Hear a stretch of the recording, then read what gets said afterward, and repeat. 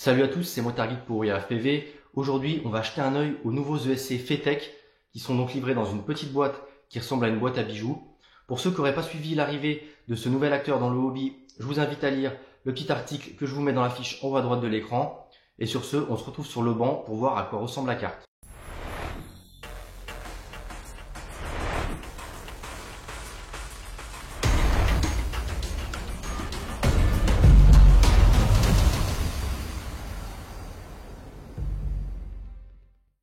Donc les ESC Fetech, ils arrivent dans ce joli petit emballage en carton.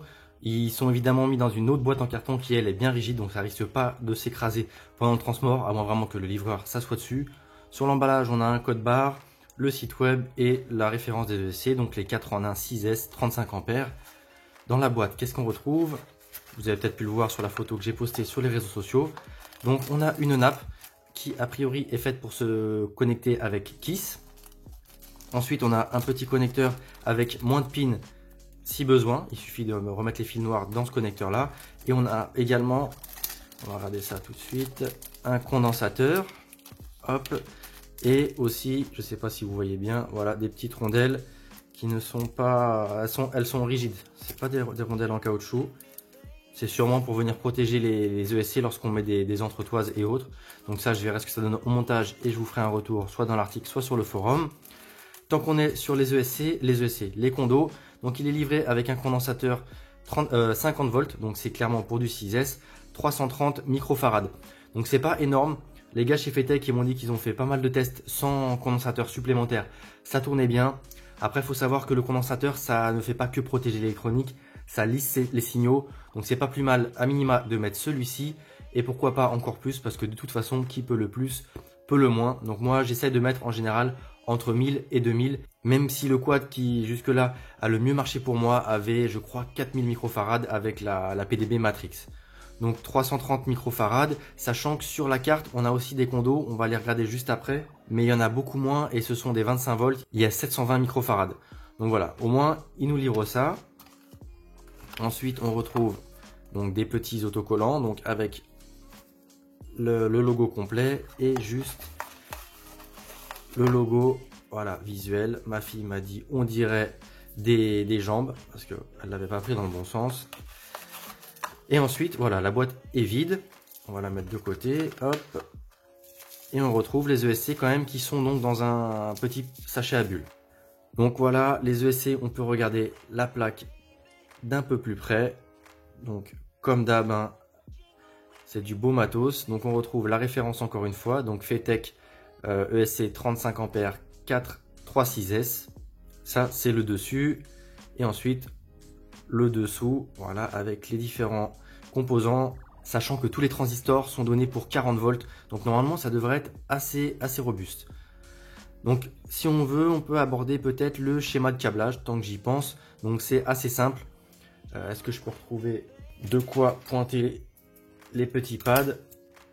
Donc, juste ici, on retrouve, c'est indiqué en gros le plus et le moins de l'entrée LiPo. Juste au-dessus, on a deux petits trous avec également indiqué cap, donc c'est pour le capacitor, mettre un condensateur au niveau de la Pigtail XT60. Juste là, on retrouve les trois fils pour les moteurs 4 chez Kiss.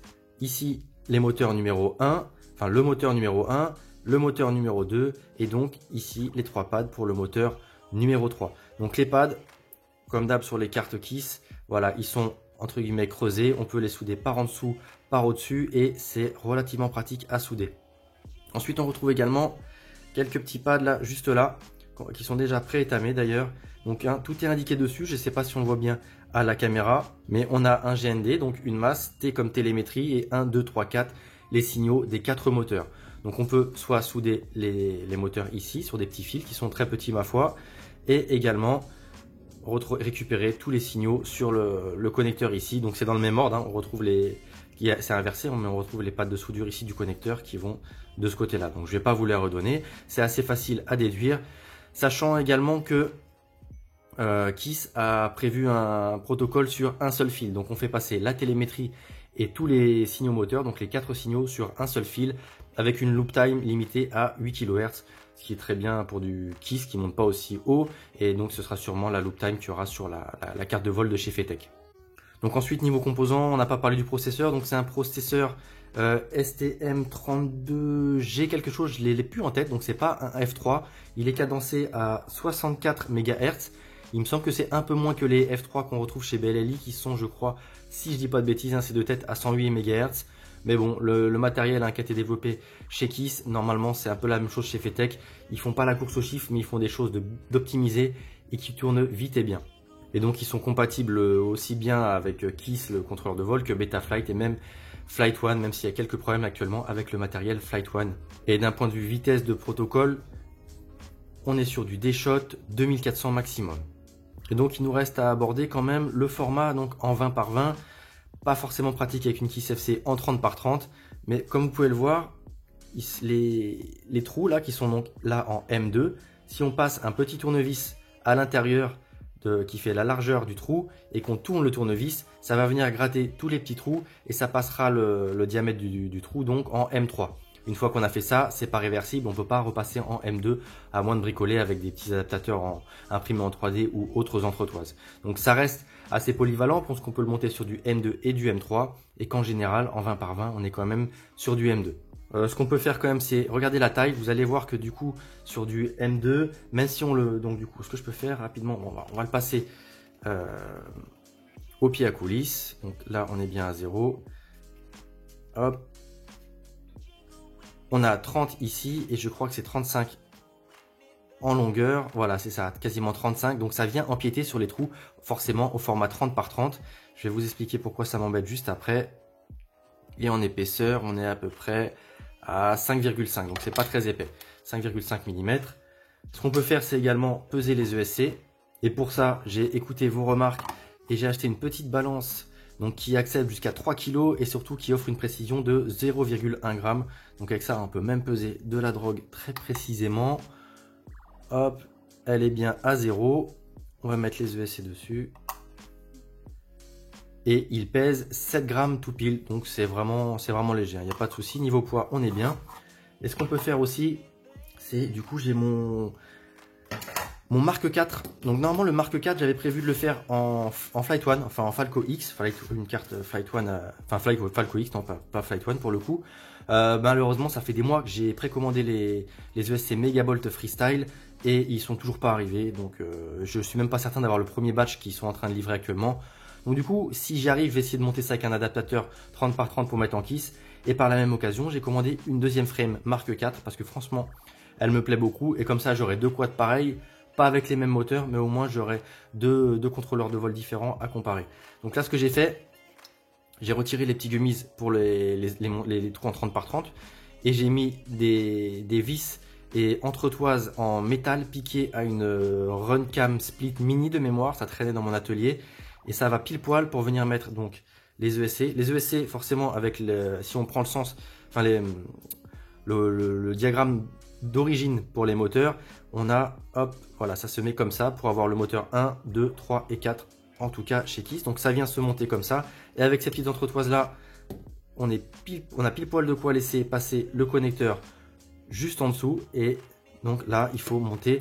Normalement, en hauteur, je devrais réussir à m'en sortir. C'est pas dit, mais il va falloir que je monte des petites entretoises là et une plaque en 30 par 30 pour pouvoir venir mettre encore au-dessus la KISS FC. Donc bon, ça risque d'être limite, mais ça devrait pouvoir le faire. Et donc, ce que je vous disais, c'est que là, voilà, ça se voit clairement à l'image. Les trous en 30 par 30 sont condamnés par la carte qui ici fait, on a vu tout à l'heure, 35 mm, je crois. Donc en tout cas, bref, c'est trop long en hauteur pour venir mettre. Ça aurait été bien de pouvoir mettre à la fois des vis en 20 par 20 et des vis en 30 par 30 pour éviter d'avoir à mettre un adaptateur. Bref, c'est comme ça que ça a été conçu. J'ai hâte que FETech sorte sa carte parce que moi je trouve que le matériel miniaturisé, même si c'est parfois moins fiable, ça reste beaucoup plus sympa à monter, aussi bien en termes d'encombrement que de poids. Donc pour conclure, j'ai hâte de tester ces nouveaux ESC. J'ai toujours aimé le matériel de chez KISS, donc normalement il n'y a pas de raison que ça change chez FETech. Il se pourrait même que ce soit mieux. Je trouve juste dommage qu'ils aient sorti des ESC en 20 par 20, alors que leur carte de vol qui sera prévue en 20 par 20 n'est pas encore sortie, et que la KISS FC qui aujourd'hui est la carte normalement la plus adaptée à ces ESC soit en 30 par 30, et que quand même beaucoup de cartes sur le marché sont encore en 30 par 30. D'autant plus qu'ils ont prévu de sortir des 30 par 30 en ESC également. Peut-être qu'ils seront avec un courant continu plus élevé et que ça nécessite un peu plus de développement et de test. Mais bon, du coup, là, pour fonctionner avec KISS, va falloir utiliser un adaptateur 20 par 20 vers 30 par 30 ou inversement si on met les ESC au-dessus de la FC. Et je trouve ça un petit peu dommage.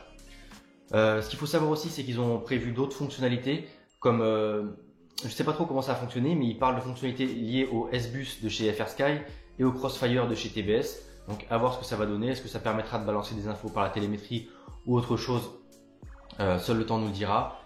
Petite précision pour ceux qui comptent utiliser ces ESC avec des contrôleurs de vol de chez ResFlight, il faut faire très attention. Aujourd'hui, ils disent de ne pas le faire. Il y en a qui ont essayé, c'était prévu comme fonctionnel, mais a priori, il y a des gros problèmes et ça risque d'endommager du matériel.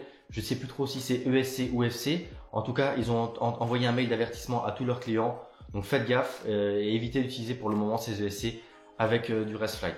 Sur ce, avant de vous retrouver pour une prochaine vidéo de configuration des ESC et flashage des ESC au travers de la carte KISS, et bien évidemment des vols, je vous souhaite de bonnes vacances à tous ceux qui ne les ont pas encore passés et je vous dis à très bientôt sur la chaîne. C'était Motard Geek pour We Are FPV.